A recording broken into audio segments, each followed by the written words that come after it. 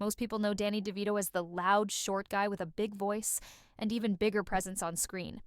But very few know the truth behind the man, the real story that shaped him long before fame. Danny wasn't supposed to become a star. In fact, he wasn't even supposed to be born. His mother, Julia, had already raised several kids by the time she was 40 and made it clear that she didn't want another child. That truth could have broken anyone. But instead of letting it define him in a negative way, Danny carried that rejection like a quiet fire. He didn't whine about it. He didn't let it turn into bitterness. He used it as fuel. Fuel to prove something. Not just to the world, but maybe to himself. Growing up in Neptune, New Jersey, Danny's childhood was anything but safe. His dad was a sweet man during the day, running a candy store in Asbury Park. But alcohol changed him. At night, he became someone else. Angry, unpredictable, violent. The house didn't feel like a home. It felt like a place Danny needed to escape from. By the time he turned 15, the police had been called to their home 17 times. 17, Danny learned how to sense danger before it exploded. Listening for the sound of a bottle being opened, the shift in his father's footsteps. Sometimes he'd run out of the house. Sometimes he'd hide in a closet. That kind of fear leaves a mark. But instead of letting it destroy him, Danny made a promise to himself. He would make something good out of the pain. And years later, he did. He started a program called Little Giants to support kids who came from homes like his. Over 15,000 children have received help because Danny refused to let his past go to waste. By the time he was 14, Danny knew he couldn't stick around in his neighborhood much longer.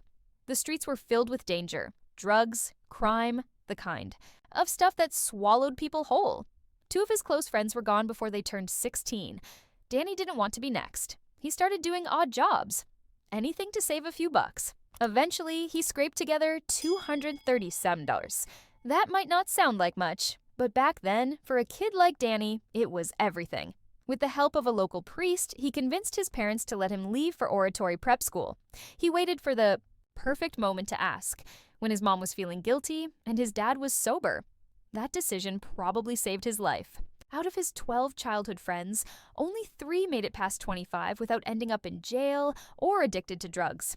Danny didn't just have to survive the streets or a broken home. He also had to live with a rare genetic disorder called Fairbanks disease. It stopped him from growing taller than 4 feet 10 inches and brought with it constant pain in his hips, knees, and back. Most people would have taken painkillers or avoided anything too physical. Not Danny. He did his own stunts. Even when he collapsed during the filming of One Flew Over the Cuckoo's Nest, he brushed it off. He said it was just part of the role. Privately, he donated over $12 million to help others suffering from similar bone conditions, never once putting his name in lights for it. Before Hollywood came calling, Danny had a completely different dream. Or at least, he thought he did. He trained as a beautician. Not only did he log 1,500 hours, but he finished second in his class. He worked at his sister's salon, Curl Up and Dye, and even got famous locally for his signature style, the Neptune twist. At first, he got into hairstyling to meet women, but it turned out he was really good at it. One day, while styling a client's hair, her husband, who worked in theater, told Danny he had the personality to act. It wasn't something Danny had seriously thought about, but out of curiosity, he applied to the American Academy of Dramatic Arts. He wanted to study makeup. That's it. But during the audition, he was asked to perform a monologue. He picked a scene from The Rainmaker, and something happened in that moment. Something clicked. The school didn't offer him a spot in the makeup program. They wanted him as an actor. At first, he hesitated, but when they called again and offered him a partial scholarship, he took the leap. And that's how everything started. Moving to New York was like stepping into another storm. Danny shared a small, bug-filled apartment with a young Michael Douglas. Neither of them had any real money. They lived off beans and bread, and they had only $27 between them when they scraped together enough cash for professional headshots. While Douglas started booking a few roles, Danny was stuck. He went on 248 auditions in just 3 years and got only 3 small roles, earning less than $800 in total. To survive, he parked cars, cleaned cages at the zoo, posed as a mannequin, and even read lines to chimpanzees. For a while, he slept in his Volkswagen Beetle and showered at the YMCA. But he didn't quit. Not once. Hollywood didn't know what to do with him. He didn't fit the mold. Studios asked him to get surgery to make his legs longer, reshape his face, anything to look more normal. One even offered him the modern-day equivalent of $1 million to go through with. Danny refused. He took the contract, walked down to the beach, and burned it. His answer was simple. He'd rather be a first-rate version of himself than a second-rate version of someone else. His break finally came because of an old friend.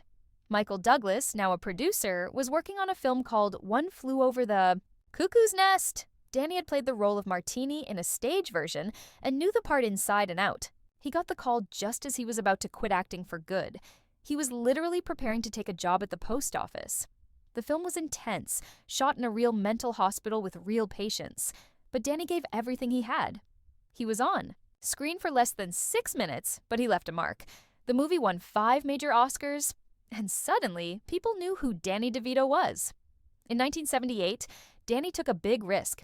He turned down 3 film roles to audition for a TV sitcom called Taxi. At the time actors didn't go from film to TV, it was considered career suicide. Even his agent tried to talk him out of it. But Danny felt something about the role of Louis De Palma. During the audition, he gave a 7-minute monologue that left everyone speechless. Some worried his height would be an issue. But the show's creator, James L. Brooks, threatened to quit if Danny wasn't cast. Danny took the role, even though it paid 40% less than what other actors were making. And it paid off. In just 8 episodes, he received over 11,000 fan letters. Louis was rude, nasty, and totally unapologetic. And yet, audiences loved him. Danny poured all the rejection he had ever faced into that role. By 1980, more than 90% of Americans could recognize Louis De Palma just by his voice or outline. The awards followed. A Golden Globe in 1980, an Emmy in 1981.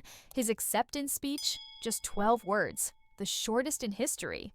NBC tried to lure him away with a massive offer, but Danny stayed loyal to the cast of Taxi. That kind of integrity became one of his trademarks. During this time, he met Rhea Perlman. She came to visit Danny's roommate and ended up talking to Danny for 6 hours straight. He knew within 22 minutes that she was the one. They moved in. Together, just 2 weeks later. She later joined Taxi, and their chemistry was so real that people assumed it was just great acting. Even after they married in 1982, they kept separate dressing rooms so no one on set would think there was favoritism. Behind the scenes, they started Jersey Films, a company that would later change the film industry in ways no one saw coming. After Taxi ended, Danny made the rare leap from TV to film. He picked his roles carefully. He shined in Romancing the Stone and its sequel. In 1986, he embraced playing a terrible person in Ruthless People, and the movie exploded, earning 10 times its budget. The next year, he directed and starred in Throw Mama from the Train. It was his first time directing a feature, and it worked. Critics loved it. Then came Twins with Arnold Schwarzenegger. The studio didn't pay them up front. Instead, stars took 40% of the profits. That bet made them millions. The film proved that Danny didn't need to look like a leading man to be one. He just needed to show up as himself. Behind the camera, he was just as bold. With Jersey Films, he backed projects that others found too risky. When Quentin Tarantino's script for Pulp Fiction scared away studios, Danny saw its potential. The film cost $8 million and made over $200 million. That move changed the game for indie films forever. Through it all, Danny stayed true to who he was. He never let fame change him. He never let pain define him. And he never forgot the kid hiding in closets, trying to survive another night. His story isn't just about talent or luck. It's about grit, loyalty, and refusing to be anyone else but himself. If Danny DeVito has taught us anything, it's that being different is not a weakness. It's a strength. That real success comes not just from talent, but from staying true to your values, even when the whole world tells you to change. If you found this story as inspiring as we did, don't forget to hit that like button, share your thoughts in the comments, and subscribe for more powerful stories like this one.